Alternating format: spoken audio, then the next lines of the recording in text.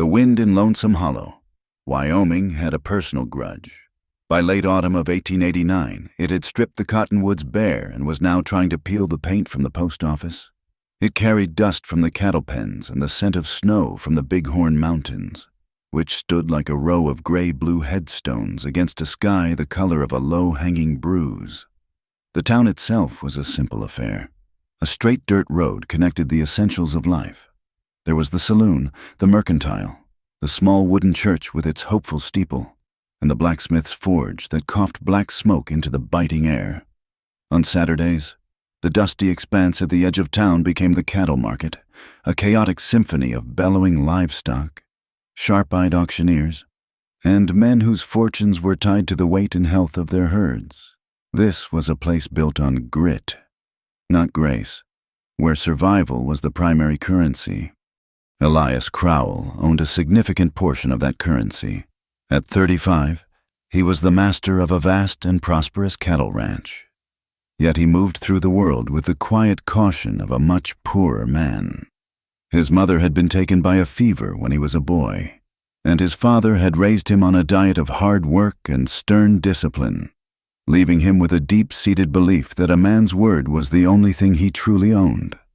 Elias Crowell was known throughout the territory as a man who kept his word as if it were forged from iron. He paid his men on time, he dealt fairly at the market, and he never made a promise he could not keep. His wealth was a tool, not a trophy. His hidden purpose, the one that drove him through long days and sleepless nights, was to hold his land and protect his people. He had an unspoken vow that no one who worked for him, no family that depended on his ranch, would face the coming winter with an empty belly. Mara Reyes lived in a small room behind the tailor shop she ran on the main street. At 22, she possessed a stillness that made people older than her seem flighty. Her hands, skilled with a needle and thread, could mend the finest silk or stitch the toughest leather with equal precision. She was learning the ways of a healer, apprenticing with the town's aging doctor, a man whose knowledge was as vast as the plains. Mara was the daughter of a Mexican vaquero, a proud horseman who had taught her to read the sky and understand the language of animals. Her father's life had ended abruptly, a casualty of the railroad's relentless march west, lost in a dynamite blast meant to clear a path through the stubborn rock. That loss had settled deep inside her, creating a calm exterior that shielded a resilient heart. She had never known a man's courtship, keeping to herself, acutely aware of the invisible lines of prejudice that ran through the town. She was a woman of quiet dignity, her dark eyes missing nothing, her hands always ready to mend what was broken.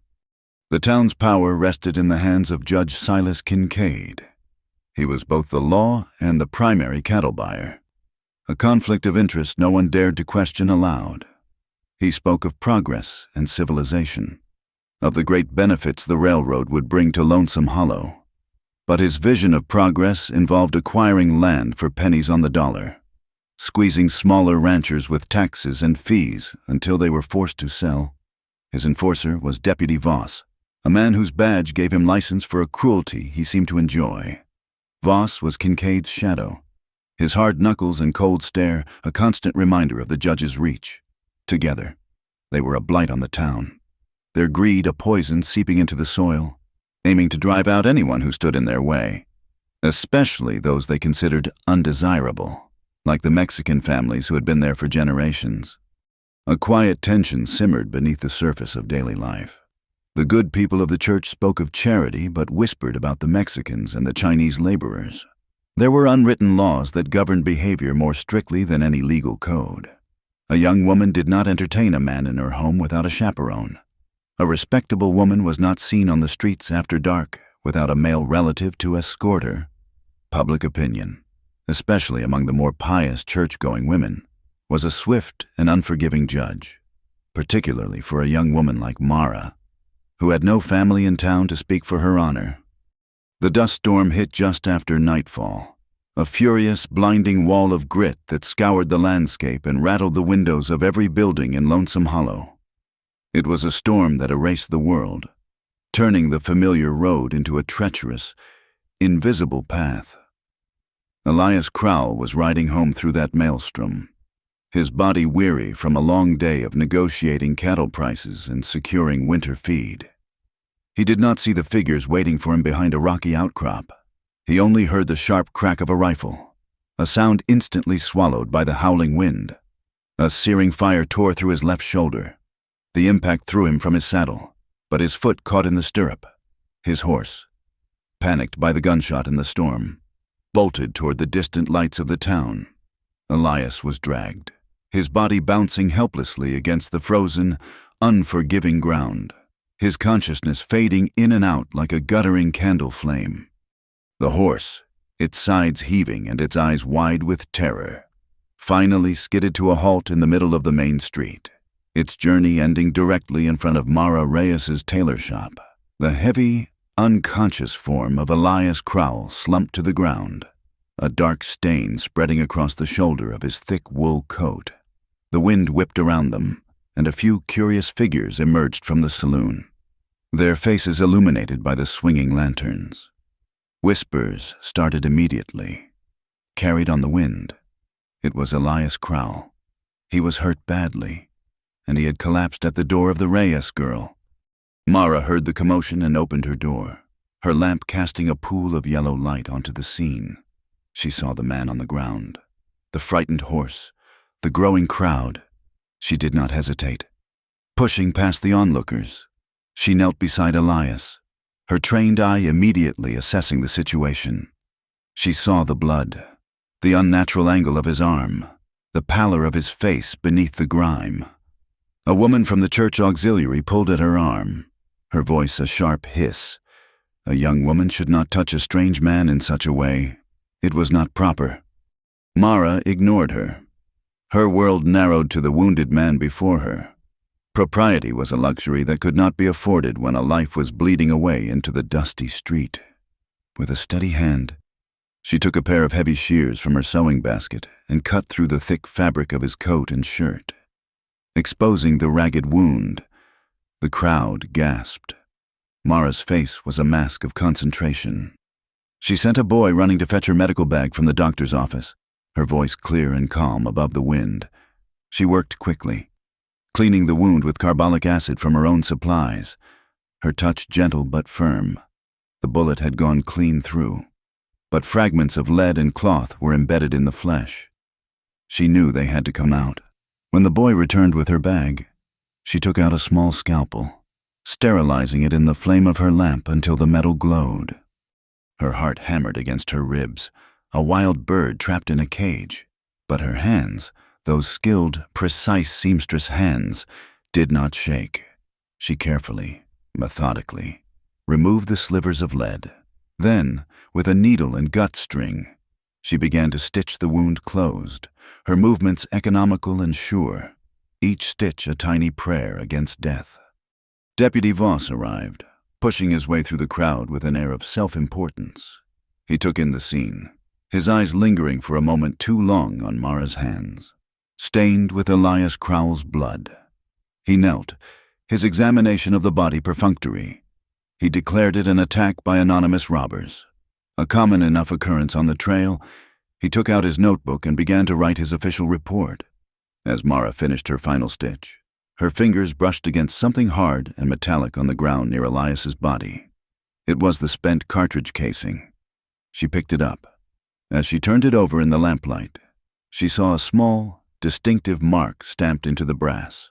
It was a brand she recognized, the two intersecting crescents of the Kincaid Ranch. Her blood ran cold. She looked up and met the eyes of Deputy Voss. He had seen her find the casing. He gave her a look of pure ice, a silent, chilling command to say nothing. The threat was as clear as if he had shouted it. Do not speak of this.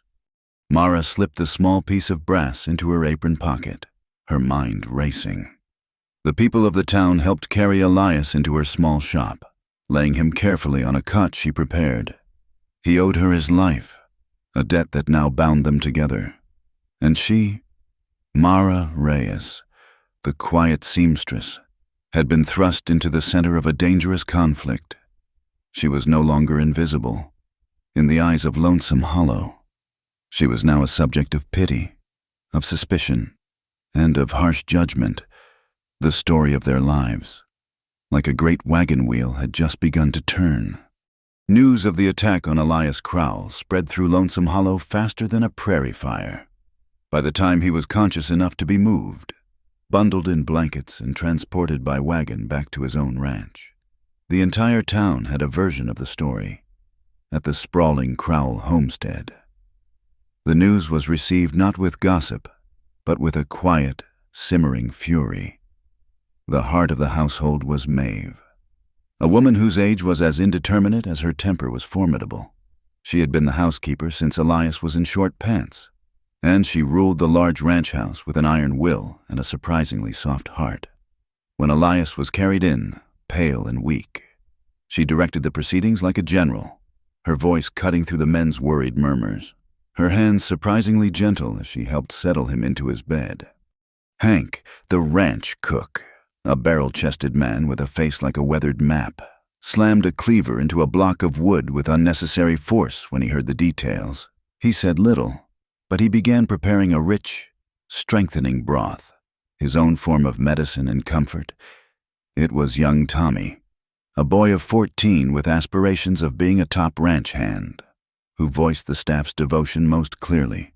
While mending a bridle in the barn, he spoke to the other hands, his voice filled with a mixture of fear and reverence. He told them again of the blizzard 2 winters past, how Elias had ridden out into the white hell of the storm for 2 days straight, without sleep, to find a herd of cattle that had drifted and were freezing on their feet. He had brought them all back, his own face frostbitten, his hands raw, but he had not lost a single animal. That was the kind of man Elias Crowell was. He was rich, Tommy explained to a newcomer, but you would never know it from the way he worked alongside them. He did not waste money on cards or whiskey, and his word was better than a signed contract. He was their rock, and now that rock had been grievously wounded. Back in town, Mara Reyes found herself the subject of intense scrutiny. As she swept the floor of her small shop, she could feel the eyes of passers-by lingering on her window. Una, the proprietor of the mercantile, a shrewd woman with a kind smile, made a point of stopping by. She bought a spool of thread she did not need, her presence a silent statement of support. She valued Mara's skill and her quiet, dignified nature. Father Doyle, the town priest, also paid her a visit, ostensibly to check if she needed anything, but really to lend her the protection of his clerical collar. He praised her diligence and her compassionate heart, his words a balm against the chill of public opinion. But not all opinions were so charitable. A few of the women from the church auxiliary, their faces pinched with piety, gathered in small, whispering clusters. They spoke of her Mexican blood as if it were a character flaw, a source of wildness and unpredictability. Her very competence was suspect. They murmured that a woman so quick to handle a man's bloody wounds must have a certain forwardness, a streak of stubbornness unbecoming of her station. The unspoken sentiment was clear. She was an outsider, and she had overstepped. The town's true power, Judge Silas Kincaid, made a public appearance at the post office, looking every bit the civilized leader. He spoke to the small crowd that gathered, his voice smooth and reassuring. The railroad, he proclaimed, was the harbinger of a new era of prosperity for Lonesome Hollow. It would bring culture, opportunity, and wealth. He offered condolences for the unfortunate attack on Mr. Crowell, blaming it on the lawless elements that were all too common in the untamed West. As he spoke, a small rancher, his face etched with worry, tried to ask a question about the new land tax, a tax that was threatening to cripple him. Before he could finish his sentence, Deputy Voss materialized at his elbow. Voss did not say a word. He simply placed a heavy hand on the man's shoulder and squeezed, his cold eyes conveying a message of pure menace. The rancher fell silent, his question dying on his lips. The judge continued his speech, his benevolent smile never wavering. Lonesome Hollow was a town of networks, and information flowed through unofficial channels. Dr. Whitlock, a man of science who believed in facts over rumors, was the bastion of medical knowledge and quiet integrity.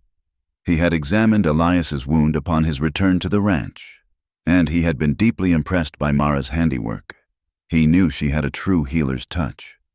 Red Nell, the owner of the saloon, was the town's unofficial historian and psychologist. She saw men at their most vulnerable and their most boastful, and she could separate truth from whiskey-fueled fantasy better than anyone. From a corner table in her saloon, a quiet man named Li Hong watched the town through observant eyes.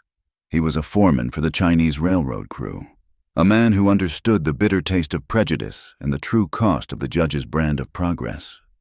And then there was Birdie, the wiry, energetic woman who delivered the mail, a human telegraph who knew who was receiving letters, who was in debt, and who was hiding secrets. These were the town's other eyes and ears, the threads that connected the disparate parts of its life.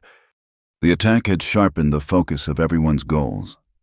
For Elias, lying in his bed, the pain in his shoulder was secondary to the cold anger that had settled in his heart. His objectives were clear. He had to discover who was behind the ambush. He needed to protect his eastern pasture, the rich grazing land that he suspected was the true target of the attack, and he had to finalize his preparations for the coming winter, a task now made infinitely more difficult by his injury. For Mara, the incident had complicated her simple ambitions. She needed to continue earning money to send to her widowed mother in Santa Fe. She wanted to continue her apprenticeship with Dr. Whitlock, to learn the skills that would allow her to help people. But now, she also had to navigate the treacherous waters of public opinion, to protect her honor from the poison of gossip. A few days after the attack, a wagon from the Crowell Ranch pulled up in front of her shop. It was young Tommy, his face scrubbed clean, his hat in his hands. He delivered a message from Elias. Mr. Crowell requested her presence at the ranch to change his bandages. He would, of course, pay for her time. Mara's first instinct was to refuse. The thought of going to his ranch, of entering his home, sent a wave of anxiety through her. She knew the rules of this world. A young, unmarried woman did not go alone to a man's house. It was an invitation for scandal, a stain on her reputation that would be impossible to remove. She was formulating a polite refusal when a second figure emerged from the wagon. It was Maeve. The housekeeper walked into the shop, her presence filling the small space. She looked Mara up and down, her gaze sharp and assessing. She had seen the neat, clean stitches, the way the wound was healing without festering. She had heard from Elias about the girl's calm courage. Maeve was a woman who trusted her own judgment above all else. She understood the town and its vicious tongue better than anyone. "I will be there the entire time," Maeve said, her voice leaving no room for argument. "No harm will come to you or your good name under my roof." She was offering her protection, her authority as a shield. It was an offer Mara knew she could not refuse. The Crowell Ranch house was large and solid, built of thick timber to withstand the harsh Wyoming winters. It was a place of quiet, masculine comfort, smelling of leather, wood smoke, and brewing coffee. True to her word, Maeve did not leave Mara's side. She sat in a rocking chair in the corner of Elias's spacious bedroom, her knitting needles clicking softly, a silent, watchful guardian. Elias was propped up against a pile of pillows, his face still pale, but his eyes were clear and alert. He thanked her for coming, his voice a low rumble.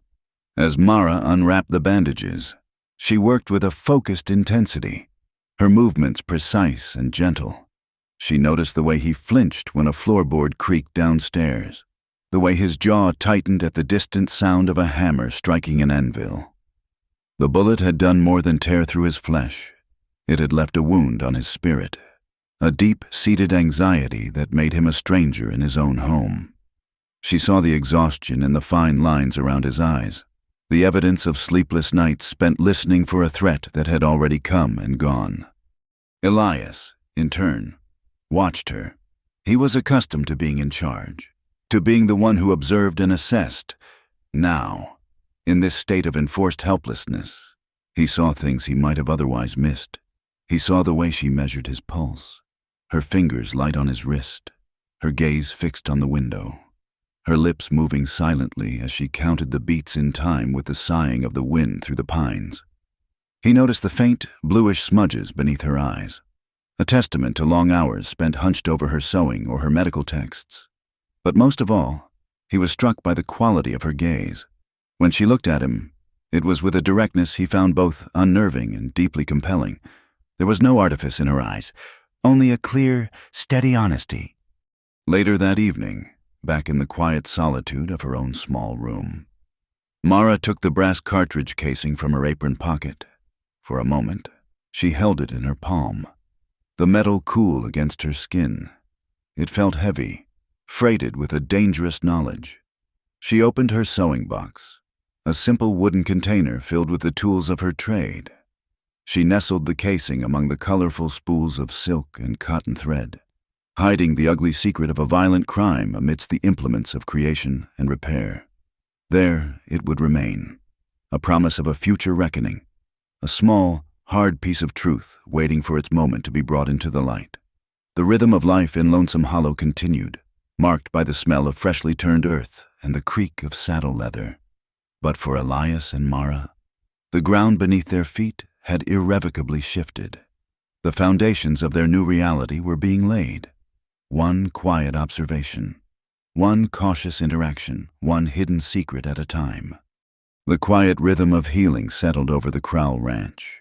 Mara's visits became a part of the daily routine, as essential as the rising of the sun and the brewing of the morning coffee. Each day, under Maeve's watchful eye, she would tend to Elias's wound. The process was intimate, yet clinical, a silent conversation conducted through the language of care. She would clean the wound with a firm but gentle touch, her brow furrowed in concentration, her dark hair catching the lamplight.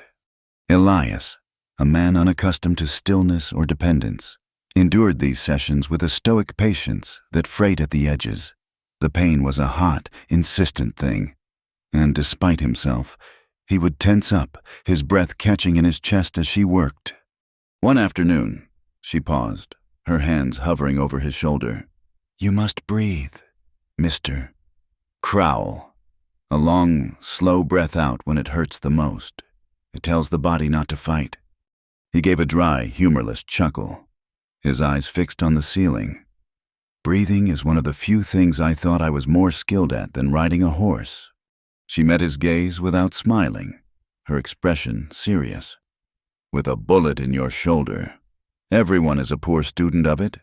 Now breathe." He did as she said, and to his surprise, the sharpest edge of the pain seemed to recede, blunted by the simple act of exhaling. A grudging respect began to grow in him, not just for her skill with a needle, but for the quiet authority she possessed.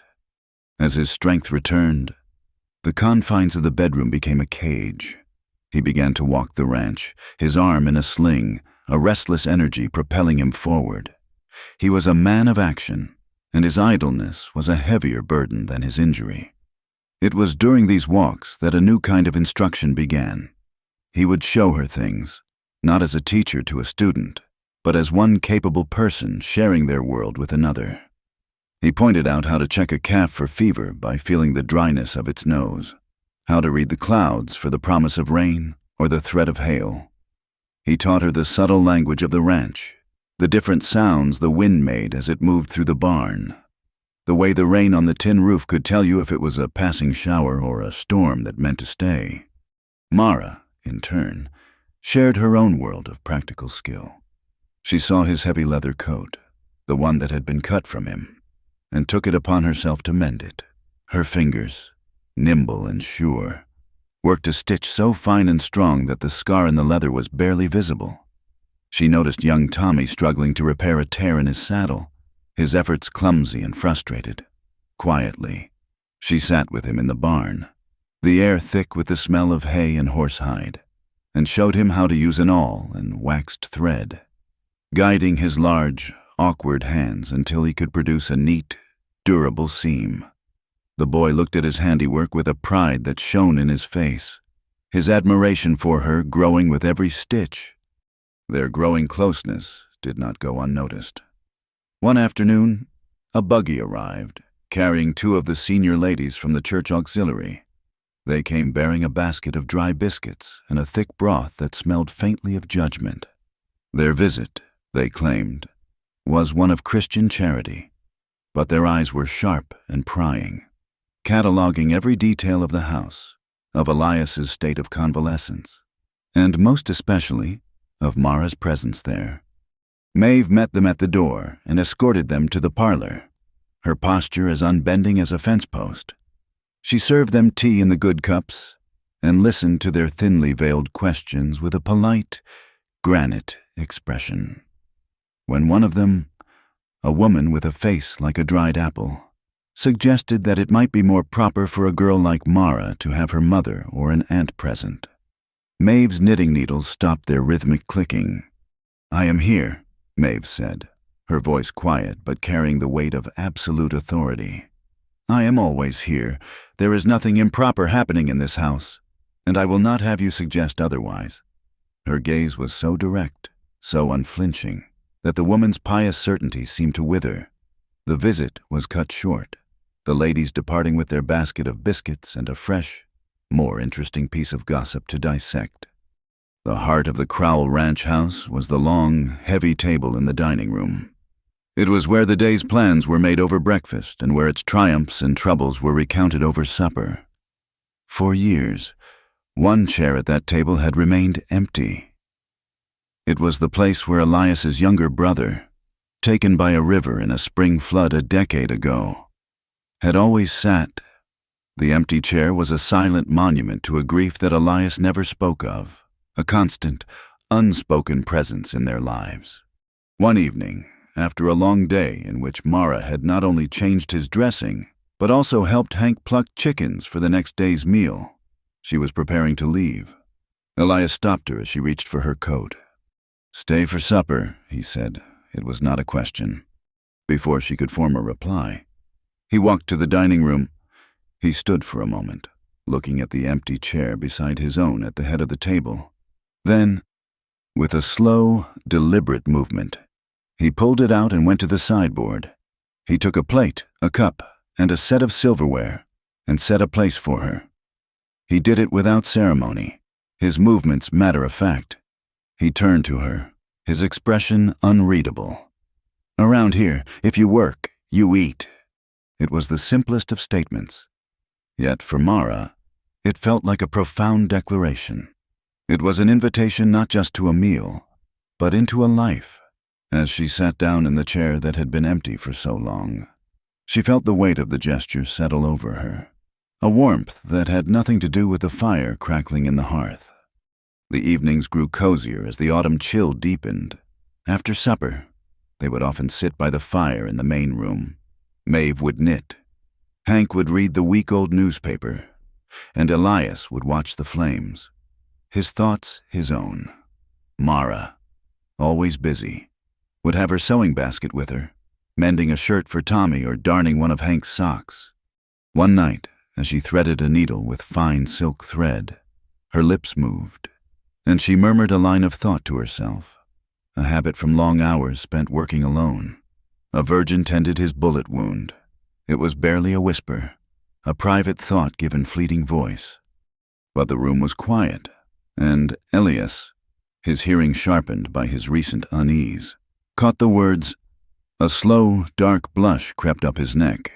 He had never been a man for easy banter, but something in the absurdity of the moment, in the contrast between her prim, whispered words and the raw reality of his wound, pricked his dry sense of humor. He cleared his throat. "And is it now the rich cowboy's turn to set a place beside her?" The words hung in the air, awkward and unexpected. Mara's head snapped up, her cheeks flooding with color, her eyes wide with embarrassment at having been overheard. For a moment, a tense silence filled the room. Then, from the corner, came a small, choked sound. It was Maeve, pretending to have a sudden coughing fit, her shoulders shaking with suppressed laughter. The tension broke. A slow smile spread across Elias's face, and, after a moment, Mara smiled too, a shy, fleeting curve of her lips. The fragile warmth of that moment was shattered the next morning. Young Tommy, bursting with the self-importance of a boy with news, was talking at the breakfast table. He mentioned that he had been out late the night before the attack, checking on a sick calf near the eastern fence line. "I saw Deputy Voss out there," he said casually, taking a large bite of bacon. He was just sitting on his horse, watching the trail. The atmosphere in the room changed instantly. Elias set his coffee cup down with a sharp click. His eyes went cold. He said nothing to the boy, not wanting to frighten him, but after breakfast, he sought out Hank. "Lock the dynamite shed," he said, his voice low and hard. "And from now on, let the dogs run loose in the yard at night." The sanctuary of the ranch suddenly felt vulnerable, its fences no longer seeming quite so secure. The next time Mara was in town to pick up supplies, a letter was waiting for her at the post office. It was addressed to her in a stark, angular script, with no return address. Inside, a single sheet of paper contained a short, cruel message. "A smart girl stays away from a man who is not clean. You are not a smart girl." The words were a slap in the face, designed to shame and isolate her. But it was the handwriting that made her blood run cold.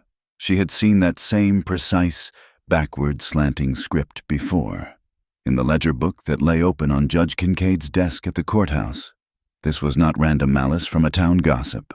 This was a direct warning from the source of the danger itself. That evening, as she rode back to the ranch, the familiar landscape seemed menacing. The shadows stretching from the cottonwoods looked like grasping fingers. The wind, whistling through the tall grass, sounded like a venomous whisper. The warmth of the hearth and the tentative smile shared over a private joke felt a world away. A darkness was gathering at the edges of their lives, a powerful, patient predator, watching from just beyond the fence. The Saturday cattle market was a world of organized chaos. The air, already thick with the coming cold, was heavier still with the smells of mud, wet wool, and nervous livestock. The distant shriek of the train whistle was a constant reminder of the world beyond Lonesome Hollow, a world of steel and money that was pressing in on them. Judge Kincaid stood near the main weighing scale, a figure of broadcloth respectability in the sea of denim and leather. He moved from pen to pen, his voice a low, reasonable murmur, offering prices that were just high enough to avoid outright refusal, but low enough to feel like a theft. He preyed on the small ranchers, the ones who had no choice but to sell, the ones for whom a bad price meant a winter of thin stew and patched clothing. Elias arrived, his left arm still bound in a sling, a visible sign of his vulnerability, but there was nothing vulnerable in his eyes. He walked with a purpose that parted the crowd, his gaze fixed on Kincaid, who was in the middle of negotiating with a young farmer whose face was pale with anxiety. Kincaid had just named a price that was an insult to the farmer's herd of fine yearlings. The farmer was about to accept, his shoulders slumped in defeat, when Elias stepped forward. His voice was not loud, but it cut through the noise of the market like a blade. "Weigh them right, judge, and pay them right." A hush fell over the immediate area.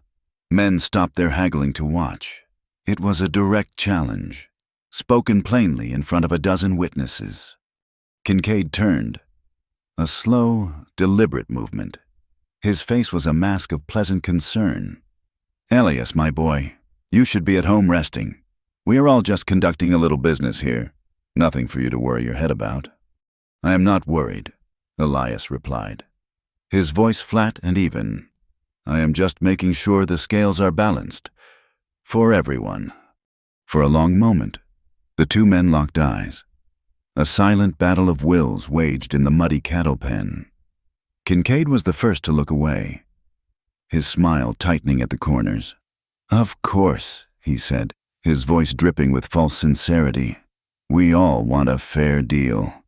He turned back to the young farmer and named a new price, significantly higher than his first offer. The power dynamic had shifted, if only for a moment, and everyone there had seen it.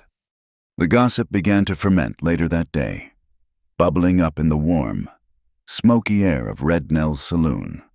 The story of the confrontation at the market was retold with embellishments, but it soon gave way to a more personal, more insidious topic. The whispers were about Mara, men who had seen her at the Crowell Ranch, men who had delivered supplies or sought work, now felt free to speculate. The story twisted and darkened with each retelling. She was staying out there, they said, night after night, alone with that rich rancher. Red Nell, polishing a glass behind the bar, overheard two cowboys talking in loud, slurring tones. Her lips thinned. She walked over to their table, a damp cloth in her hand. "You two know a lot about the Crowell Ranch for men who spend all their time in my establishment. Drunk men talk more than they know, and a cow has more sense about when to keep its mouth shut." Her tone was mild, but her eyes were like chips of flint. The men grumbled and fell silent, but the poison was already in the air. Nature, indifferent to human drama, soon presented its own challenge. The autumn had been unnaturally dry, the rains failing to arrive. The vast plains, usually a sea of hardy buffalo grass, had turned to a crisp, pale tinder. The air was still and heavy, and a nervous energy seemed to hum just beneath the surface of the land.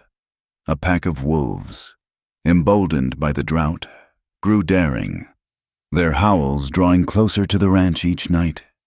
The fire started in the dead of night, a spark from a passing train lighting the parched grass along the eastern fence line. A ranch hand on watch saw the first flicker of orange against the black horizon and sounded the alarm. The world erupted in a frantic symphony of shouts, ringing bells, and barking dogs. Elias was out of bed in an instant, his injury forgotten in the face of a greater threat.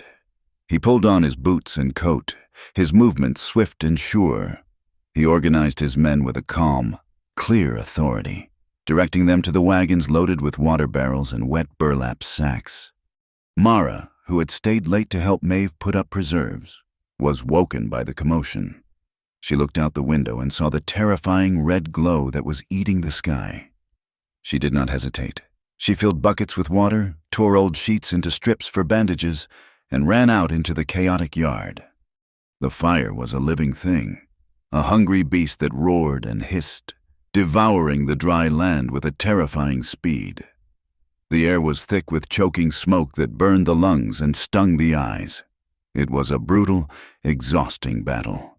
Men and women worked side by side, beating at the edges of the flames with the wet sacks, their faces grim and streaked with soot.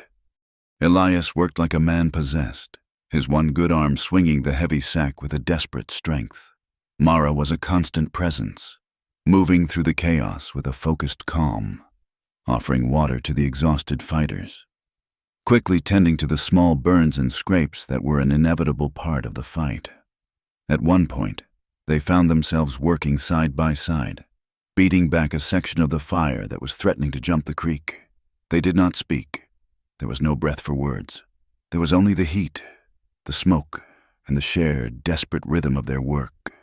In the flickering, demonic light of the fire, their faces black with ash, a bond was forged, a silent understanding that went deeper than words, a partnership born of shared struggle against a common enemy. They finally brought the fire under control just before dawn, leaving a vast, black scar on the land. The next day, as the sun rose on a world that smelled of ash and ruin, Elias and Mara rode out to assess the damage. As they neared the creek that had served as a firebreak, they heard the distressed cries of a cow. They found her pacing frantically at the edge of a deep, muddy ditch where the creek had partially dried up. Her newborn calf had slipped down the steep bank and was trapped in the thick, cloying mud, its tiny legs unable to find purchase. The mother cow was growing more agitated by their presence, a danger to herself and to them. "Stay with the cow," Elias said, his voice low. "Keep her calm." He dismounted and fetched a rope from his saddle, while Mara spoke to the mother cow in a soft, soothing stream of Spanish, her voice a gentle melody against the animal's panicked cries. Elias worked his way down the bank. The calf struggled, its fear making it sink deeper into the mud. Elias worked patiently, talking to the small animal in the same low tones, until he was able to work the rope around its body, with a steady, powerful pull. He freed the calf from the mud's grip and guided it back up the bank to its grateful mother. They stood for a moment, watching the calf nurse, their clothes smeared with mud and soot, the smell of wet earth and singed grass heavy in the air. Elias looked at Mara, at the smudge of ash on her cheek and the quiet competence in her eyes. A rare, genuine smile touched his lips. "If you can stand the smell of cattle," he said, his voice rough with exhaustion, "I reckon you can stand me." Their fragile peace was shattered a few days later by the arrival of Deputy Voss. He rode into the ranch yard with two grim-faced men, his demeanor radiating a smug authority. He dismounted and strode to the front door, a folded piece of paper in his hand. He handed the paper to Maeve, who met him on the porch. "A warrant," he said, "to search the premises for stolen property." Maeve took the warrant and read it carefully, her lips a thin, disapproving line. "This document is remarkably vague. Deputy, it does not specify what property you are looking for, and I do believe it requires the signature of a circuit judge, not a local one who also happens to be the primary cattle buyer in the territory." Voss's face darkened. "Are you obstructing an officer of the law?" "Old woman." "I am a citizen who knows her rights," Maeve replied, her voice as crisp as a starched collar. "But since you are here, you may search the barns. You will find nothing but honest work."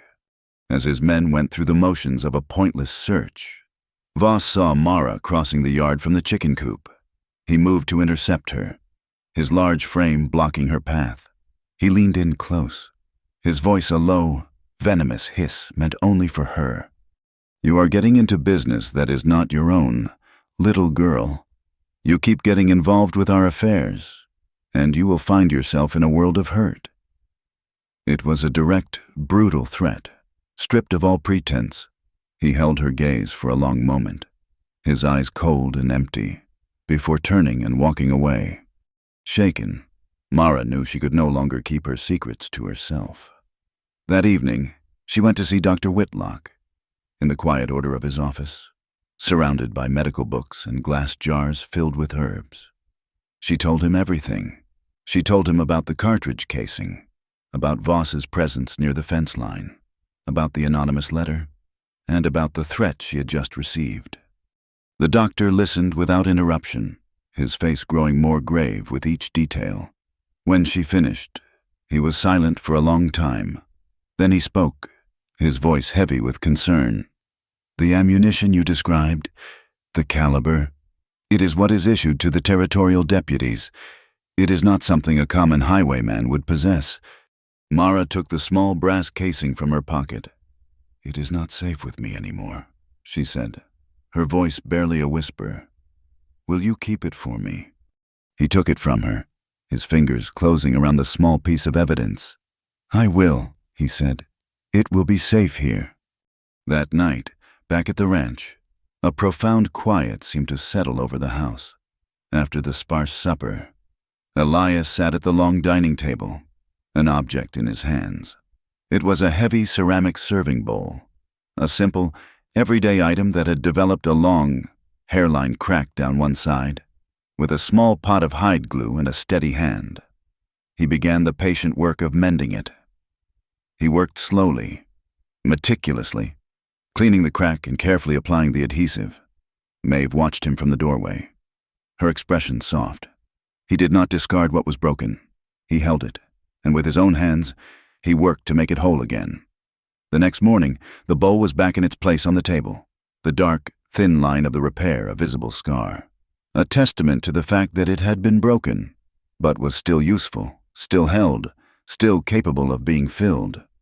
The church hall glowed with a warm, flickering life, a beacon of community against the encroaching winter darkness. Oil lamps hung from the rough-hewn rafters, cast long, dancing shadows and smelled faintly of kerosene and hope. On a small raised platform, an old man with a beard like spun silver drew a lively, scraping tune from a fiddle, his foot tapping a relentless rhythm on the wooden planks. The floor was a swirl of motion as the townsfolk, dressed in their Saturday best, executed the boisterous, weaving patterns of a Virginia reel. It was the annual fundraiser for the church roof, an event that was less about piety and more about the simple human need to gather together before the snows came and locked them all in their separate worlds. Elias stood near the doorway, a quiet observer in a room full of noise.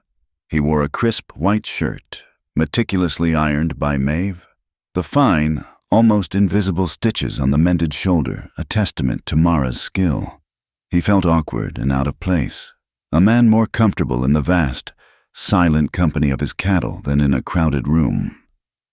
His arm, now mostly healed, was free of its sling, but a phantom ache remained, a reminder of the violence that had brought him here, to this moment. Then he saw her. Mara was standing with Una and Dr. Whitlock near the refreshment table, a cup of cider in her hands. She wore a dress of simple indigo blue cotton, a color that seemed to absorb the warm lamplight and reflect it in the depths of her dark eyes. It was a dress without frills or lace, yet on her, it possessed an elegance that made the more brightly colored gowns of the other women seem garish. She looked up and their eyes met across the crowded room. A small, shy smile touched her lips, and in that moment, the noise of the room faded for Elias, and he felt a sense of purpose settle over him. When the music finally wound down for a supper break, long trestle tables were brought out, laden with donated pies, baked beans, and smoked hams. It was a communal feast, a celebration of the harvest and a fortification against the coming cold. Each place setting had a small, hand-lettered card for a name. Elias moved with a quiet determination through the crowd to the table where Father Doyle was directing the seating. He found the card bearing his own name at the head of one of the tables. Beside it was a place setting, as yet unclaimed. He picked up a blank card and a pen. In his strong, clear script, he wrote a single name, Mara Reyes. He placed the card carefully beside his own, the letters stark and clear in the lamplight. It was a simple act, but in the close-knit, rule-bound world of Lonesome Hollow, it was a public declaration. He was not merely offering her a seat at a meal. He was setting a place for her beside him, in the full view of the entire town. A ripple of whispers followed the gesture. The church ladies exchanged tight, disapproving glances. Una, from across the room, gave a slow, satisfied nod. Red Nell, who had arrived to donate a keg of her best ale, caught Elias's eye and gave him a broad, conspiratorial wink. Mara saw it all. She saw the card with her name on it, and a hot blush spread from her neck to her cheeks. Her first instinct was to flee, to retreat to the safety of the shadows, but then she saw the quiet determination in Elias's face, the steadiness in his gaze as he looked at her. He was not asking. He was stating a fact. This is your place. She lifted her chin, and with a quiet dignity that silenced the whispers around her, she walked to the table and took her seat. Later, after the plates had been cleared, the fiddler began a new tune. It was not a boisterous reel, but a slow, sweet waltz. Couples began to drift onto the floor, moving in a graceful, circling rhythm. Elias stood and held out his hand to Mara. She placed her hand in his, her fingers cool against his calloused palm. He was a man of the earth and the saddle, and his body was not made for the fluid, measured steps of a waltz. He was clumsy, his feet seeming to have a mind of their own, and he concentrated on counting the steps with a fierce intensity that was almost comical. Mara moved with a natural, unstudied grace, her body instinctively following the music, her presence a calming influence on his own awkward efforts. She felt the solid strength of his hand on her waist, the warmth of him so close. She looked up at him, a playful light in her eyes. "You are counting, Mr. Crowell." He scowled in concentration. 1, 2, 3. I am trying not to step on your feet." She smiled, a genuine, radiant smile that lit up her face. Let the music count. I can feel your heart beating faster than your feet are moving. He stopped, right in the middle of the dance floor, and looked down at her. The fierce concentration in his face softened, replaced by a look of wry surrender. My feet, he admitted, his voice a low rumble that was almost lost in the music, are defeated. My heart, however, is putting up a good fight. The moment was broken by a smooth, cultured voice at his elbow. A touching scene. Crowell, it is good to see you back on your feet. It was Judge Kincaid, his face a mask of benevolent civility, but his eyes were as cold and hard as river stones. He nodded politely to Elias, but his gaze settled on Mara, a slow, appraising look that made her skin crawl. Miss Reyes, he said, his voice like honey laced with poison. A girl like you, with your talents, should be cautious about the company she keeps. One's reputation, you know, is such a fragile thing.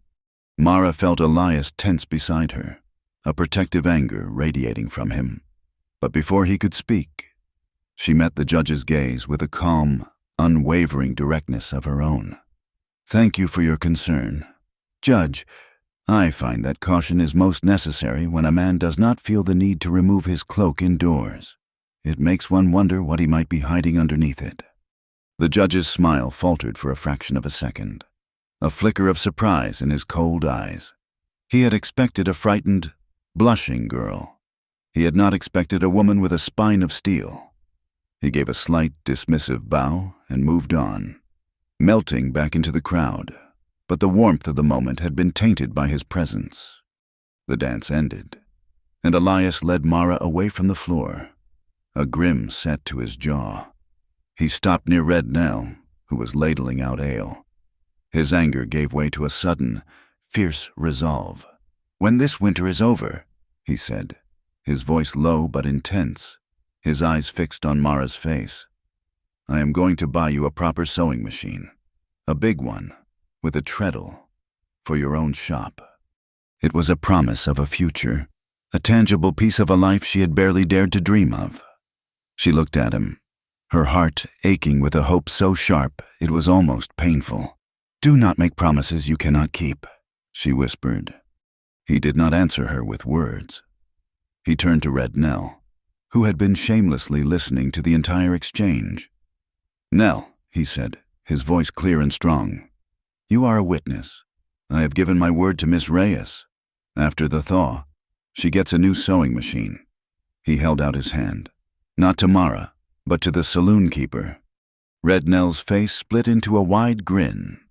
She wiped her hand on her apron and clasped his in a firm, businesslike shake.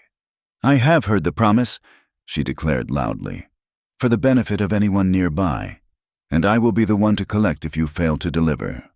The deal was sealed, a verbal contract made binding by a public handshake, as solid as any document signed in the judge's courthouse. Later, the heat and noise of the hall became oppressive, and they stepped out onto the church porch for a breath of cool night air. The world was hushed, the boisterous music from inside muffled by the thick wooden walls.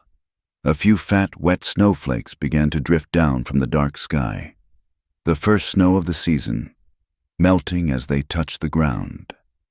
They stood in a comfortable silence, watching the flakes swirl in the yellow light from the windows.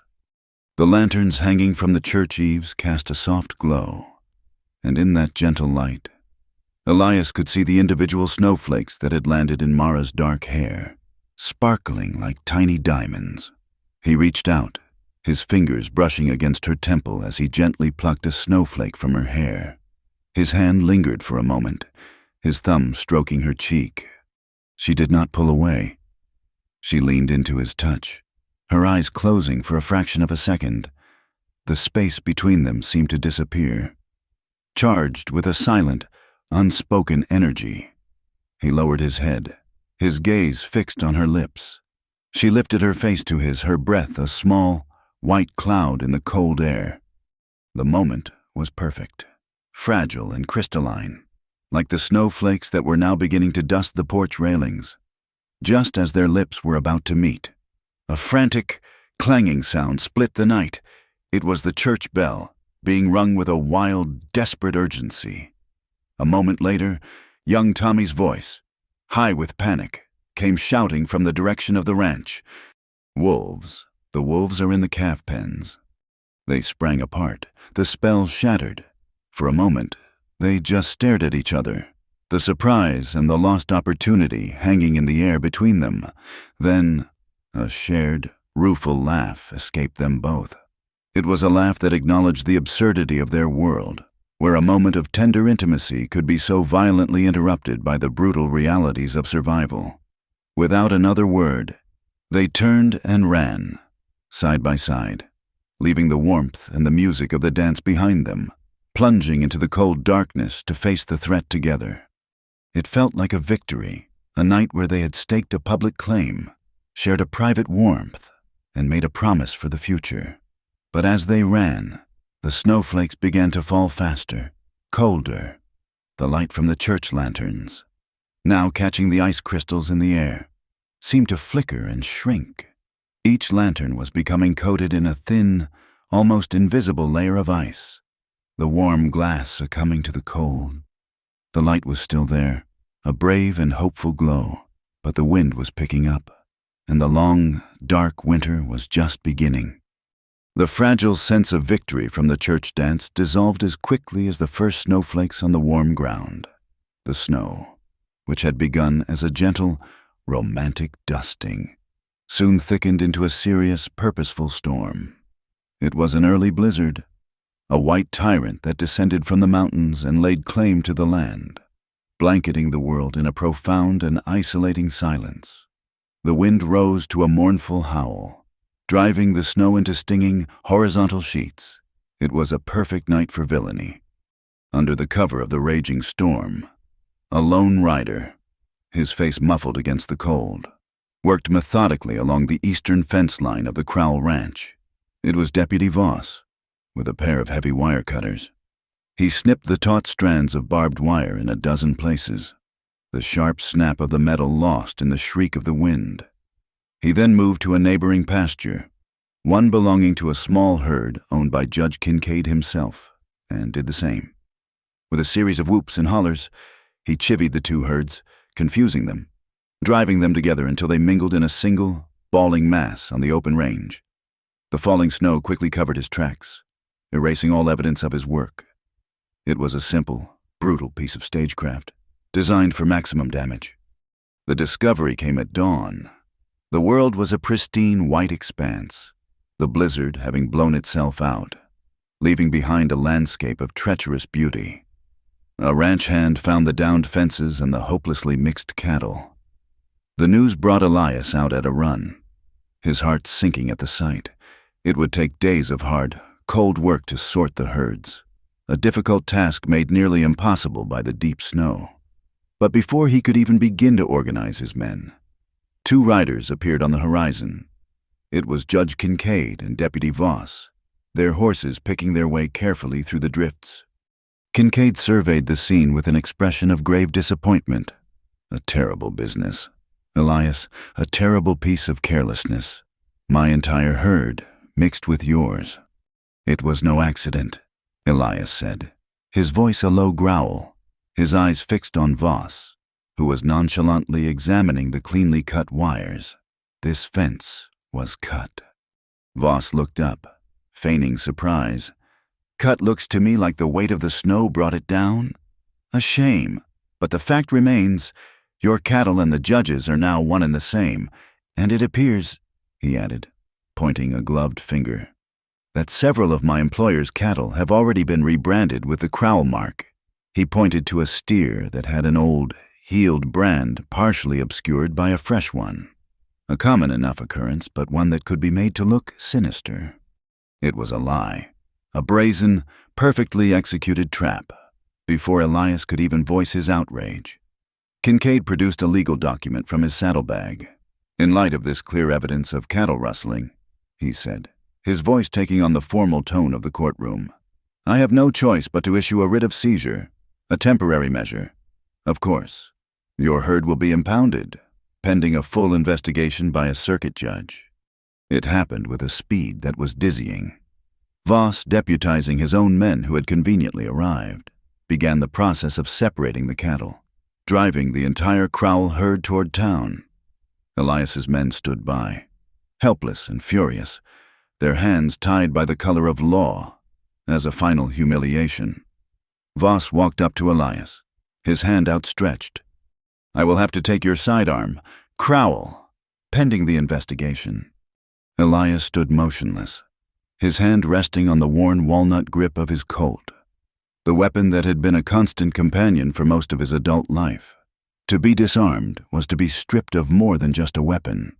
It was to be made helpless, to be declared untrustworthy in a land where a man's ability to defend himself was synonymous with his honor. With a look of pure, cold hatred in his eyes, he slowly unbuckled his gun belt and handed it to the deputy. His economic power, his standing in the community, his very identity as a capable and independent man had been taken from him in the space of a single morning. The news, carried by the same men who drove his cattle away, struck the town like a physical blow. The story that reached the mercantile and the saloon, however, was a twisted version of the truth. It was said that Elias had been caught red-handed, that his quiet demeanor was a front for a thief's heart, and in the telling of this new story, Mara's role was recast. She was no longer the brave girl who had saved a man's life.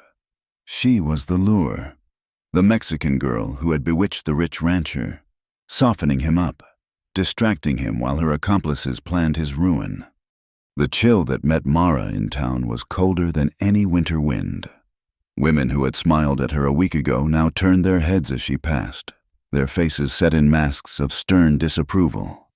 She went to Una's mercantile to buy thread, and one of the church ladies, the same woman who had questioned her presence at the ranch, saw her enter and promptly turned on her heel and left, leaving the small bell above the door to jangle in the sudden, hostile silence. Una sighed, her face a mixture of anger and sadness. "Do not pay them any mind, child. Their charity is as thin as watered-down milk." She stood by Mara, filling her order with a deliberate, supportive kindness, but the damage was done. Later that day, Mara saw two other women who were regular customers of her sewing services walk past her shop without a glance, on their way to a less skilled seamstress on the other side of town. The boycott was silent, but it was real. A deeper, more violent blow was yet to come. Worried and seeking the counsel of the one man she felt she could trust completely, Mara went to Dr. Whitlock's office. She found the door slightly ajar. When she pushed it open, a small cry escaped her lips. The office was in ruins. Books had been swept from the shelves, their pages torn. Glass jars were shattered on the floor, their contents of herbs and powders scattered like dust. And in the middle of the chaos, Dr. Whitlock sat in a chair, his head in his hands. He looked up as she entered. His face was bruised, and a cut on his forehead was still bleeding. His spectacles, the tools of his trade that allowed him to see the world with such clarity, lay on the floor in two pieces, the metal frames twisted and broken. "They were looking for something," he said, his voice a hoarse whisper. He did not have to tell her what. She knew. The cartridge casing, the small, hard piece of truth she had entrusted to him, was gone. The message was unmistakable, delivered with the brutal efficiency of a fist. "Stay out of this." That night, the distance between the ranch house and the town seemed to have disappeared, as the same cold despair now filled both places. Mara sat with Elias in the large, quiet room, the fire in the hearth offering little warmth against the chill that had settled between them. The easy camaraderie, the tentative smiles, the near kiss on the church porch, all felt as if they had happened a lifetime ago, to two different people. She looked at his face, at the hard, closed-off expression that had replaced his usual quiet strength. Am I the cause of this? The question was a bare whisper, heavy with the guilt that was consuming her. If I had never come here, He did not look at her. He stared into the fire, his hands clenched into fists on his knees. "This has nothing to do with you," he said, his voice flat, devoid of all emotion. "This is about my land. But you are not safe here anymore. Voss threatened you. They hurt the doctor. If you were to leave, go back to Santa Fe, you would be safe." He meant it as an act of protection, in his mind. He was trying to push her out of the line of fire, to send her away from the danger that was closing in on him. But all she heard was a dismissal. All she heard was that her presence was a complication he no longer wanted to endure. The words landed like stones, building a wall between them, a wall of misunderstanding and pain, as if to mock their human misery. The sky opened up again, unleashing a blizzard of even greater ferocity than the one before. The wind shrieked like a banshee, and the snow fell in a blinding, suffocating curtain. The world beyond the windows ceased to exist. Their focus narrowed to the most basic, desperate struggle. The small herd of milk cows and the newborn calves, which had not been part of the seizure, were huddled in the barn. But the cold was relentless, seeping through the walls, and their supply of feed was now perilously low. Survival had become a matter of counting the days, of rationing the hay, of praying for a break in the weather. The break came not in the weather, but in the form of a new disaster. In the deepest, darkest hour of the night, a cry of fire went up for the second time in as many weeks. It was the hayrick, their entire winter reserve of feed. The difference between life and death for their remaining animals was a blazing inferno against the white landscape. It was no accident. The storm was too wet for a spark to catch. This was a deliberate act of destruction, a final, crippling blow designed to bring them to their knees. The next day, in the bleak gray light of the storm's aftermath, Elias stood in the barn, the smell of wet ash hanging in the air. He looked at the faces of his men, at the fear and desperation in their eyes. He looked at Maeve, her face a stoic mask that could not quite hide her despair. And he thought of the one thing he could still do. He could ride into town. He could go to Kincaid. He could offer a deal, sell the eastern pasture, swallow his pride, pay whatever price the judge demanded to make this all go away. It would be a kind of death, a surrender of everything he stood for, but it might mean survival. He voiced the thought aloud, his words heavy and bitter. Maybe I should just give him what he wants.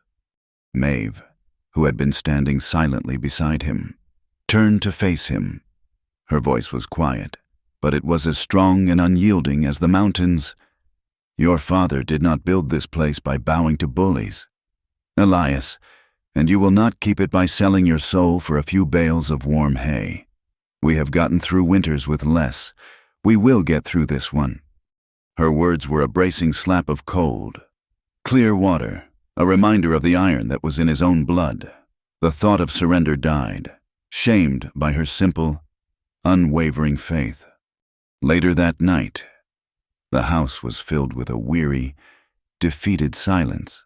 As Hank moved through the dining room to clear the remnants of their meager supper, his elbow bumped the edge of the table in the dim light. The cracked ceramic bowl, the one Elias had so patiently mended, teetered for a moment and then fell, shattering on the hard wooden floor into a dozen pieces. The sound was sharp and final in the quiet room. Elias walked over and stood looking down at the scattered fragments.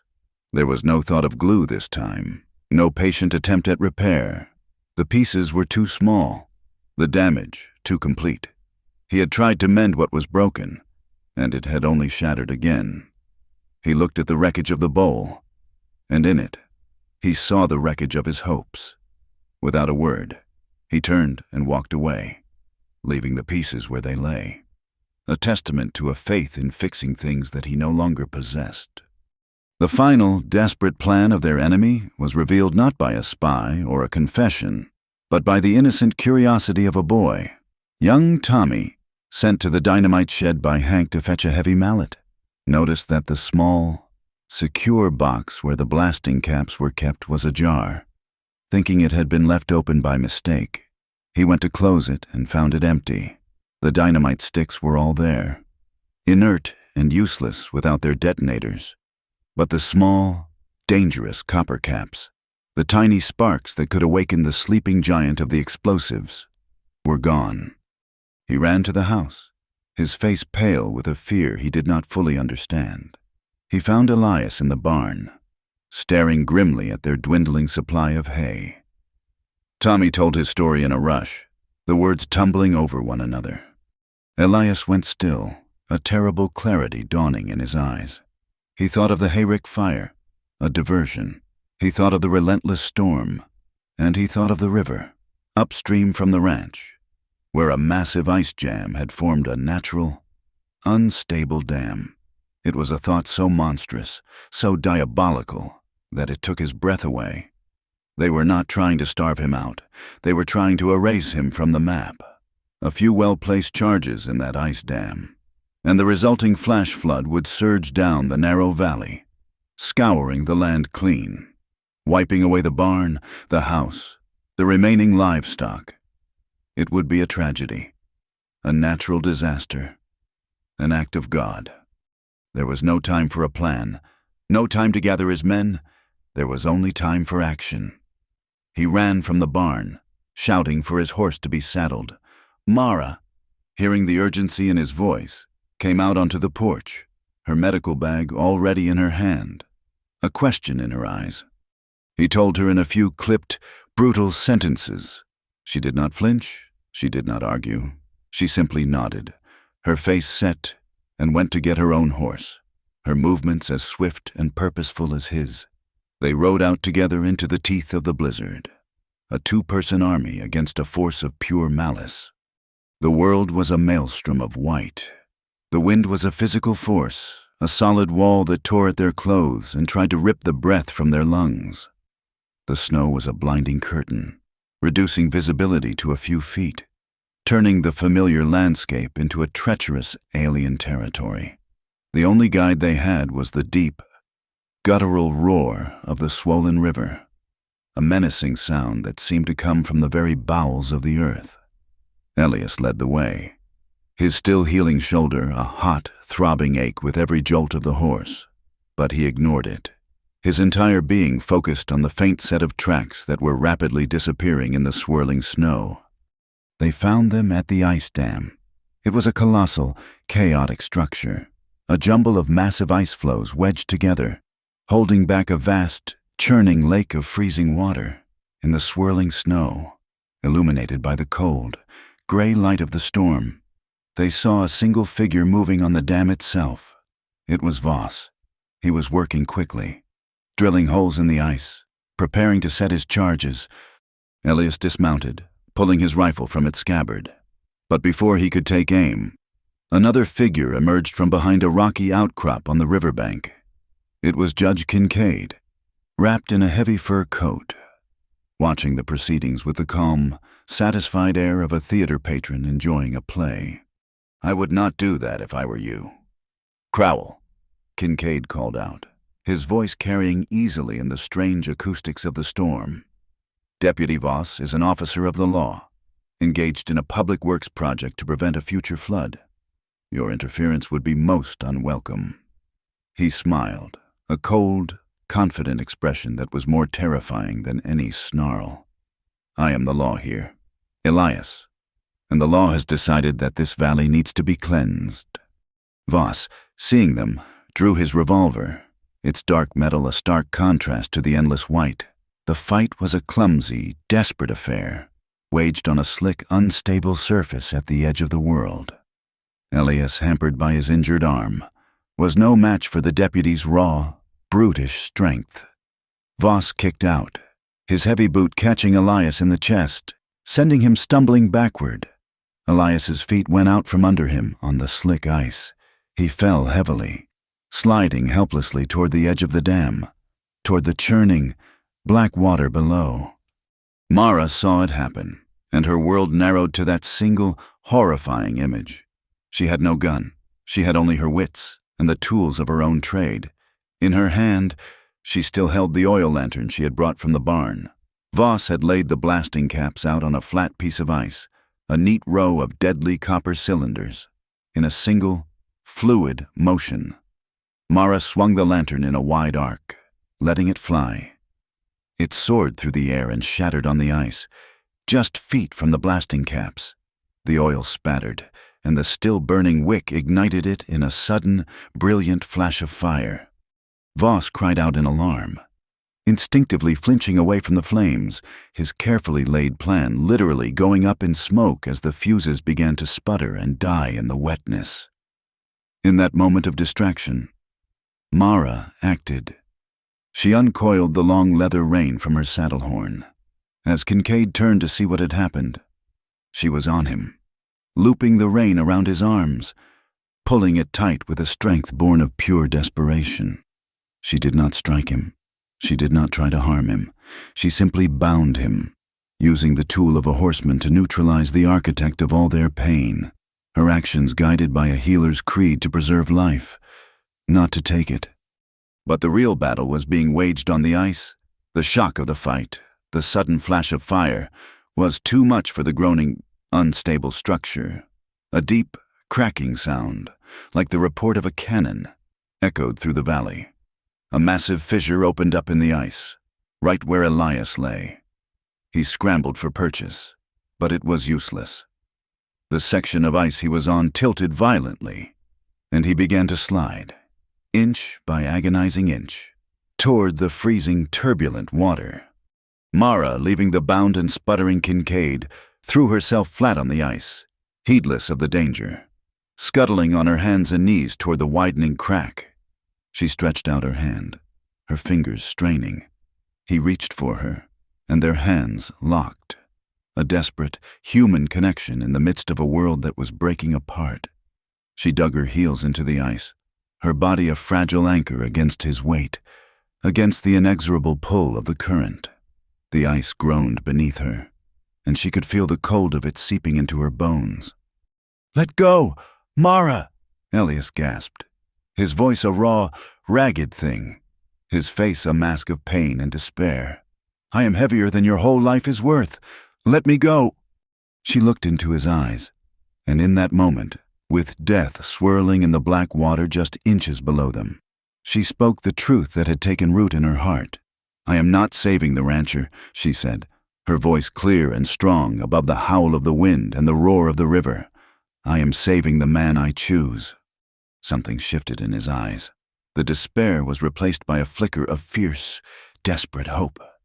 His grip on her hand tightened, a silent answer to her declaration. Together, they held on, their combined will a fragile defiance against the power of the river and the cold indifference of the ice. They were not alone. From downriver, through the swirling snow, came the sound of shouts. A moment later, a line of bobbing lanterns appeared, a small constellation of hope in the white darkness. It was Li Hong and a dozen of his railroad workers, armed with picks and heavy ropes. Red Nell, her instincts telling her that the judge's seizure of the cattle was only the beginning, had sent a rider to the railroad camp, her message a simple, urgent plea for help. The workers moved with a quiet, disciplined efficiency. They threw ropes, securing both Mara and Elias, and hauled them back from the treacherous edge to the safety of the solid riverbank. Other men surrounded Voss, who, without Kincaid to direct him, seemed to shrink, his blustering authority collapsing into a sullen, defeated silence. They found the judge, still bound in Mara's leather rein, his face a mask of apoplectic fury, with the bag of unused blasting caps as undeniable, living proof of their intent. The railroad men took both Kincaid and Voss into custody. The adrenaline faded, and the brutal cold began to take its toll. Mara stood on the riverbank, her body trembling uncontrollably, not from fear but from the deep, penetrating chill of the ice. Elias, his own face etched with exhaustion and pain, walked over to her. Without a word, he took off his own heavy wool coat and wrapped it around her shoulders, pulling it tight, cocooning her in its warmth. He stood close, his presence a shield against the wind. She looked up at him, her shivering beginning to subside, a small, weary smile touching her lips. "From now on," he said, his voice a low, soft promise in the howling wind, "you do not shiver alone." The disruption to the westward progress of the railroad brought a form of power to Lonesome Hollow that was far greater than Judge Kincaid's. It brought a federal circuit judge, a man named Sterling, who arrived not in a fancy carriage but on the engine of a work train, his face grim with impatience and streaked with soot. He was a man not of local politics, but of federal timetables and binding contracts. The railroad was being delayed, and he had come to find out why his workforce had been diverted to act as a local posse. The trial, when it came, was not held in Kincaid's compromised courthouse. It was convened in the church hall, the same room that had so recently hosted the fundraiser dance. The lamps were lit again, but this time they illuminated a scene of stark and sober reckoning. Judge Sterling, a spare, graying man with eyes that seemed to miss nothing, sat at a simple table at the front of the room, the trestle table where pies had so recently been served. The entire town was there, packing the benches, their faces a mixture of fear, curiosity, and a desperate, flickering hope for true justice. Kincaid and Voss stood before him, no longer figures of authority, but simply two men accused of terrible crimes.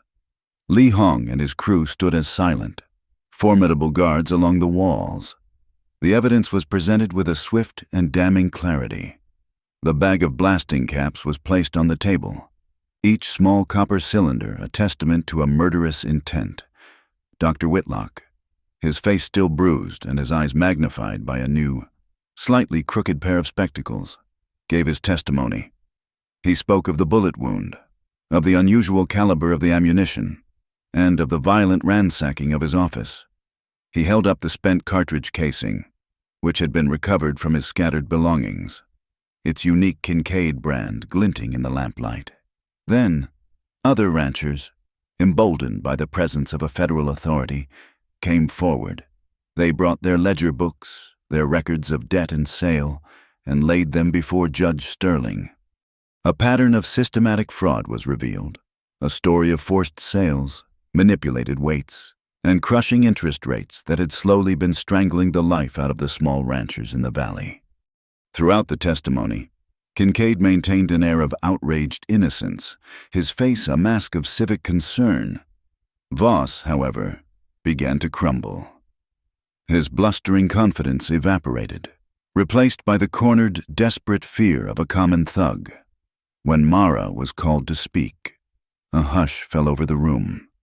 She stood before the judge, her voice low but clear, and recounted the events of that terrible night on the ice dam. She spoke not with anger, but with a quiet, factual precision that was more damning than any accusation. When she finished, Judge Sterling turned his cold, intelligent eyes on Kincaid. "The evidence is overwhelming," he said, his voice flat. "The testimony is credible, and the conclusion is inescapable." It was then that Kincaid's composure finally shattered. He began to rage, to accuse, to proclaim his own importance to the town, his voice rising in a shrill, undignified tirade. And in that moment, Voss, seeing that his master was lost, made a final, desperate play to save himself. He began to talk, the words pouring out of him in a torrent, a full and complete confession that laid the blame for the entire scheme squarely at the judge's feet. The verdict was swift. Kincaid and Voss were found guilty of attempted murder, conspiracy, fraud, and a dozen other crimes. Their assets were seized to be used as restitution for the ranchers they had cheated. Elias Crowell's herd, which had been held in a pen at the edge of town, was to be returned to him immediately. As Li Hong's men led the two prisoners away, their faces pale with shock and disbelief, a great collective sigh seemed to pass through the room. It was the sound of a long-held breath being released, the sound of a town beginning to heal. In the days that followed, the social landscape of Lonesome Hollow began to thaw along with the snow. At a town meeting, again in the church hall, Elias stood before his neighbors. He publicly thanked Una for her steadfast kindness, Red Nell for her courage in sending for help, and Li Hong for the bravery of his men. The Chinese foreman, a man long accustomed to being invisible, stood and accepted the town's applause with a quiet, solemn bow. Later, during the Sunday service, Father Doyle stood before his congregation. He spoke of the recent events, not as a story of crime and punishment, but as a lesson in community and conscience. He spoke of Mara Reyes, of her skill, her courage, and her compassion. And then he announced that the church council had voted, unanimously, to amend its bylaws, striking any and all rules that made distinctions based on a person's origins. From this day forward, he declared, a person's character would be the only measure of their worth in the eyes of God and of this community. A new, warmer light seemed to fill the small wooden church. One quiet afternoon, Elias went into the dining room. He knelt and began to gather the scattered pieces of the broken ceramic bowl. He did not discard them. He took them to his workshop, and with the same pot of hide glue, he began the painstaking process of putting them back together. It was a slower, more difficult task this time. The pieces were smaller, the breaks more numerous. When he was finished, the bowl was whole again, but it was a tapestry of fine, dark lines. He did not hide it in a cupboard. He placed it back in the center of the long dining table, its scars visible to all. When Maeve saw it, she simply nodded, understanding the silent message. It was broken, but it was still of use. It was a reminder that even the most shattered things could be held together by patient, caring hands. The mail, which had been delayed by the storms, finally arrived, and with it came a letter for Mara from Santa Fe. She took it to her room and opened it. Her mother's familiar, elegant script a comforting sight. The letter was full of news of home, of family and friends, but it was the final lines that made Mara's eyes fill with tears. Daughter, her mother had written, I have heard from a traveler of the troubles in your town, and of your part in them. I am not afraid for you. You have your father's strong heart. Do not live your life to please other people. Live it to feel right in your own self. That is the only true compass a woman has. It was an absolution, a validation of every difficult choice she had made. As the last of the snow melted away, revealing the first tender, green shoots of new grass, Mara went to the ranch for the last time as a nurse. Elias's wound was fully healed, and it was time to remove the final stitches. They sat in the parlor, the late afternoon sun streaming through the windows. Does it hurt? He asked, his voice low, as she worked with a small pair of scissors and tweezers. She snipped the last black thread and pulled it free, her touch as light as a feather.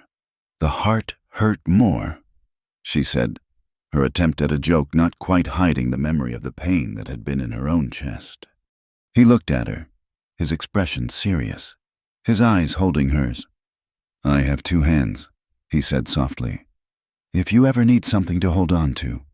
Outside, the world was coming alive again. The surviving calves, thin but healthy, called for their mothers in the pasture. The air, washed clean by the melted snow, carried the fresh, sweet smell of damp earth and new beginnings. And from the direction of the barn, where his men were repairing the damage from the fire, came the steady, rhythmic sound of hammers. It was the sound of rebuilding. It was the sound of life and of hope, returning. The long table at the Crowell Ranch had never held such a varied company. It was laden not with the bounty of a great feast, but with the simple, honest food of sustenance and quiet celebration.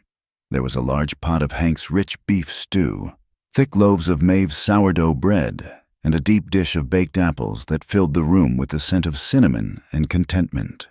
The faces around the table told the story of the town's recent trial by fire and ice. Maeve presided from one end. Her face softened from its usual granite severity into something approaching a benevolent calm. Hank sat beside her, his large hands, usually covered in flour, scrubbed clean for the occasion. Young Tommy, his hair slicked down with water, looked on with wide, reverent eyes. A boy who had seen the world of men crack open and was now witnessing it being put back together. But the guest list extended beyond the ranch family. Una, the mercantile owner, sat straight-backed and smiling, her presence a quiet affirmation of her loyalty. Red Nell, her usual saloon keeper's cynicism replaced by a genuine, booming warmth, regaled Hank with a story that made him laugh so hard he had to wipe his eyes. And at a place of honor near the center of the table sat Li Hong, his railroad crew having been invited to share in the meal. A silent, powerful statement of a new alliance forged in a blizzard. He said little, but his observant eyes missed nothing. His quiet dignity, a palpable presence in the room. Mara sat among them, a feeling of surreal peace settling over her. She belonged here, at this table, among these people. The whispers and the hostile stares of the town felt like a distant, half-forgotten dream. Here, she was not the Mexican girl or the subject of gossip. She was simply Mara, a welcome and respected part of the circle. There was only one thing that was out of place. To the right of Elias, at the head of the table, an empty chair had been set. A full place setting, a clean plate, a polished cup, and gleaming silverware.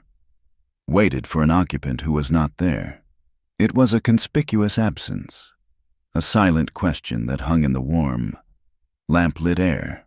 The conversation flowed around it, but everyone was aware of it, their gazes occasionally flicking toward the empty seat, a sense of anticipation building with each passing moment.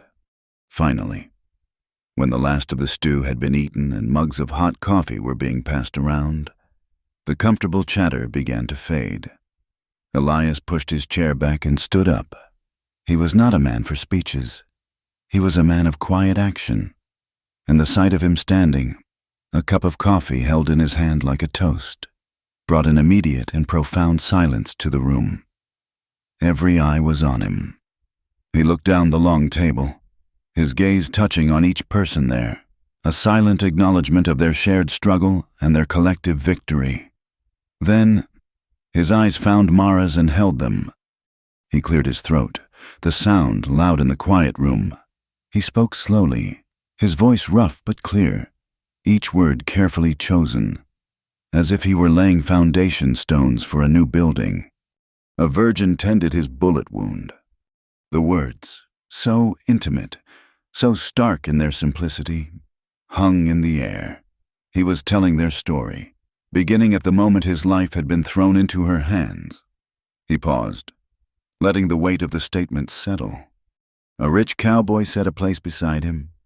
His gaze flickered to the empty chair, and then back to her.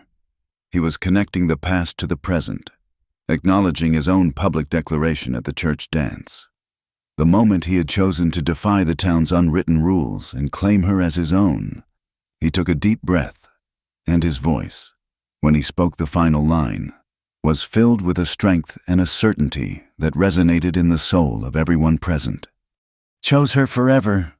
He then lowered his cup slightly, and his formal, almost poetic words gave way to the plain, direct speech of the man they all knew.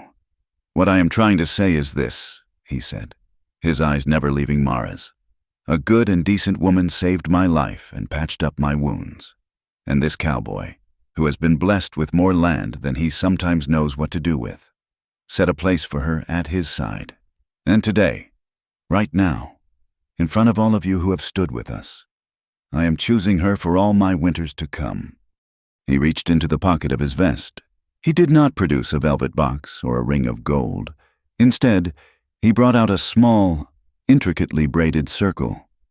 It was woven from the long, dark hairs of his most trusted horse's mane, the animal that was an extension of his own will and spirit. It was a thing of the earth, a symbol of loyalty and partnership, more precious to him than any jewel. I wrote to your mother in Santa Fe, he said, his voice softer now. Meant only for her. I asked for her permission to ask you this. She sent this back for you. He held out his other hand, and on his palm lay a small, beaded good luck charm, a mother's blessing sent across 1,000 miles of rough country. Mara's heart felt as if it would beat its way right out of her chest. Tears welled in her eyes, but she did not let them fall. She looked at the simple, beautiful ring, at the small, colorful charm, and at the face of the man who was offering her a life she had never imagined possible. She rose from her chair and stood before him. "I do not need wealth, Elias," she said, her voice a low, steady echo of his own sincerity. "I need a home that has a place for me to sit." And with a grace and a purpose that took the breath away from everyone watching, she walked to the empty chair beside him and sat down, claiming her place, answering his question with an action that was more powerful than any word. A moment of stunned, emotional silence held the room, and then it was broken by a loud, theatrical grumble from the end of the table. "Well, that is all very fine and good," Maeve said, her voice laced with feigned indignation. "But if she is to sit on your right, where in the blazes is my place going to be?" Elias turned, a slow, wide grin spreading across his face, the tension of the moment dissolving into pure, unadulterated joy. "At my left, you old general," he said, his voice full of a deep and abiding affection, "forever and always." The room erupted in a great, collective shout of laughter, a wave of relief and happiness that washed over them all. Father Doyle, who had come for the meal, stood and gave a simple, heartfelt blessing for the couple and their future. Red Nell banged her coffee mug on the table. "I knew it," she boomed. "I knew it from that clumsy waltz. A man does not count his own feet like that unless his heart is already doing the dancing for him." Much later, after the last of the guests had departed, their voices and laughter fading into the cold, clear night, Elias and Mara stood alone on the front porch.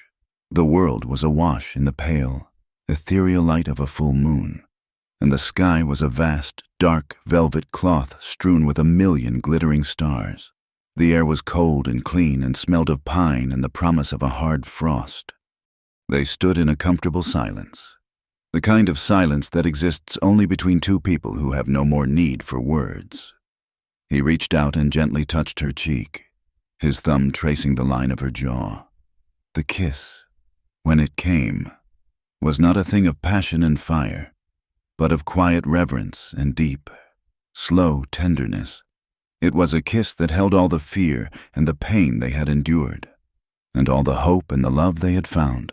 He placed his other hand on the back of her neck, his fingers tangling in her hair, and drew her closer. His breath was warm in the cold air, and it carried the faint, clean scent of the pine trees that guarded the ranch. They stood that way for a long time, under the watchful eyes of the distant stars. Finally, he opened the door to the house, and holding her hand, he led her inside.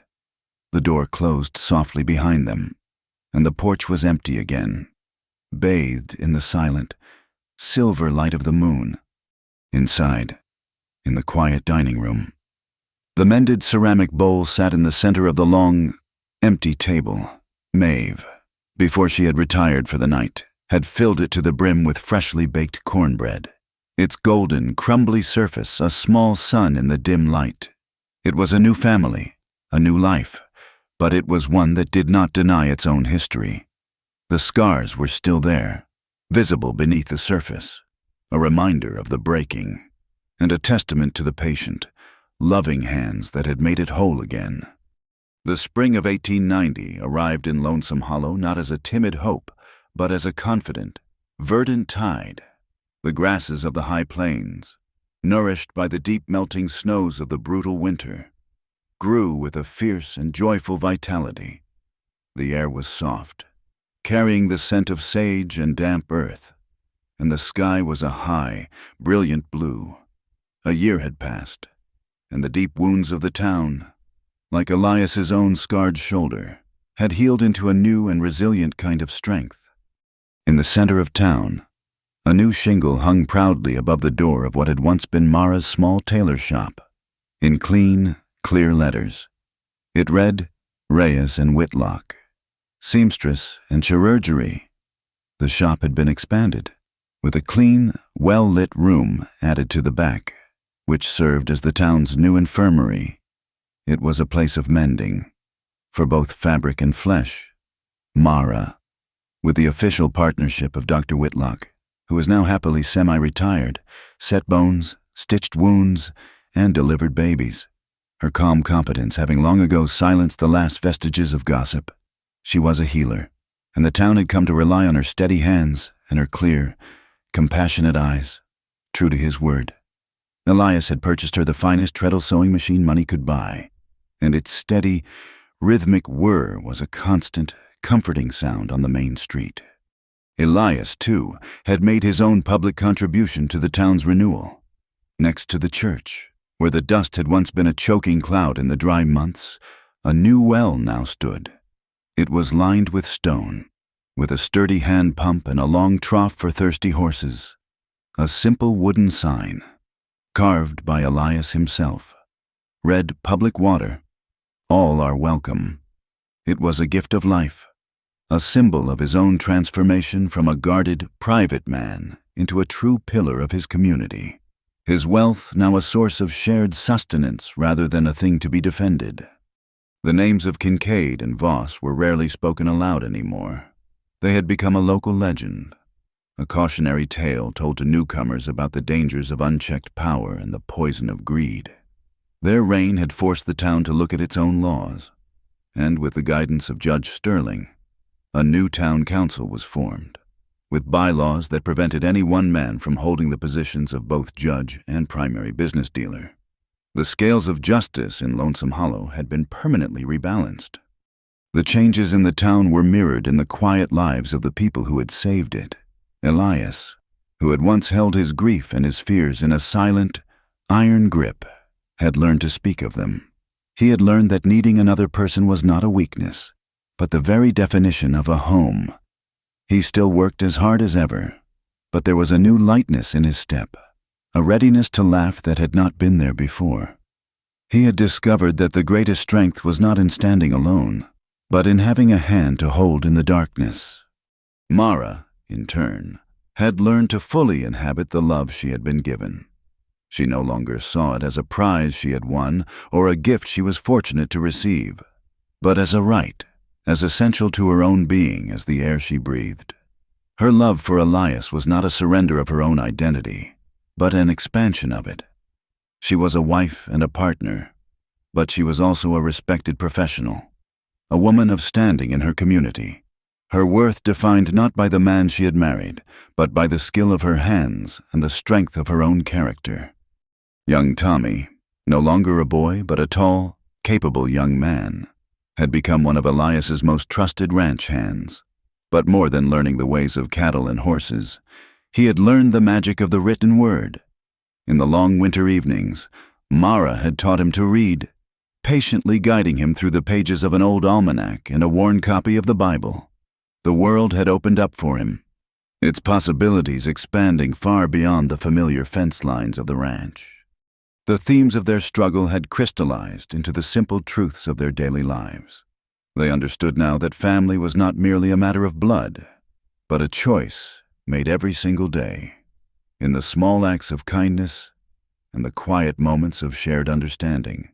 They knew that justice was not an abstract concept found only in courtrooms, but a living thing that required the courage of a community willing to stand together against the dark, and they had learned that hope, the most resilient of all seeds, could sprout from the simplest of gestures, the setting of an extra place at the table, the sharing of a loaf of bread, the offering of a coat in a storm. On the long dining table at the ranch, the mended ceramic bowl still held its place of honor. It was no longer used for serving food. It was now always filled with a clutch of wildflowers, the vibrant purples and yellows of the high plains flora, a splash of vivid life against the dark, scarred ceramic. In the bright morning sunlight, the fine lines of hide glue that held the pieces together seemed to catch the light, not as flaws, but as a delicate, intricate pattern. The scars had become a form of decoration, a map of the bowl's history, a beautiful testament to its survival.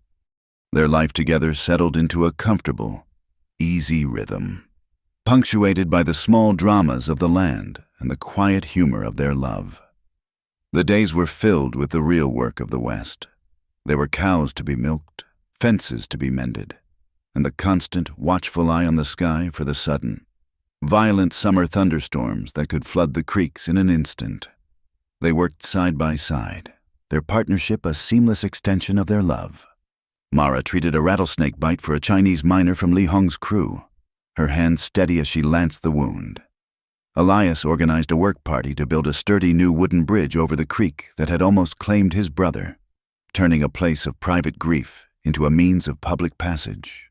Their home was a place where all were welcome, a testament to the community of Anglo, Mexican, and Chinese souls who had learned to survive and to thrive together. Their conversations were often laced with a gentle, teasing wit. One evening, as Mara was mending one of Elias's shirts, he watched her, a look of mock seriousness on his face. "You should not hide from learning to sew a button," she told him, not looking up from her work. "A needle can bite, you know." He chuckled, a low, comfortable sound. "I have faced down bullets. Mara, I think I can risk a needle." She looked up then, her eyes sparkling. "A bullet is honest," she said. "It goes in a straight line. A needle is clever. It knows how to weave things together. The bullet was no match for my needle." He had no answer for that. He simply reached out and took her hand, the one that was not holding the needle, and held it in his own. On the porch one evening, as the sun set behind the big horns, painting the sky in fiery strokes of orange and purple, they stood together, watching the end of another good day. A gentle breeze rustled the leaves of the cottonwoods, carrying the sweet scent of new mown hay. "My rhythm is still terrible," Elias said, a wry smile on his face as he remembered the church dance. Mara leaned her head against his shoulder, her hand resting on his chest, where she could feel the slow, steady beat of his heart. "Your feet may be," she replied softly, "but your heart keeps the rhythm for our whole family." He drew her closer, and they stood in a comfortable silence as the last light faded from the sky. He opened the door to the house, to the warmth and the light within, and they stepped inside, closing it softly behind them, leaving the world to the stars and the gentle night wind that whispered through the new grass. Thank you so much for joining us on this journey through the heart of the Old West. We would love for you to comment below and tell us where you are listening from so we can all connect and share our thoughts. And please subscribe to our channel, Wild West Night, like this video, and show your support by pressing the hype button to help this story reach more listeners.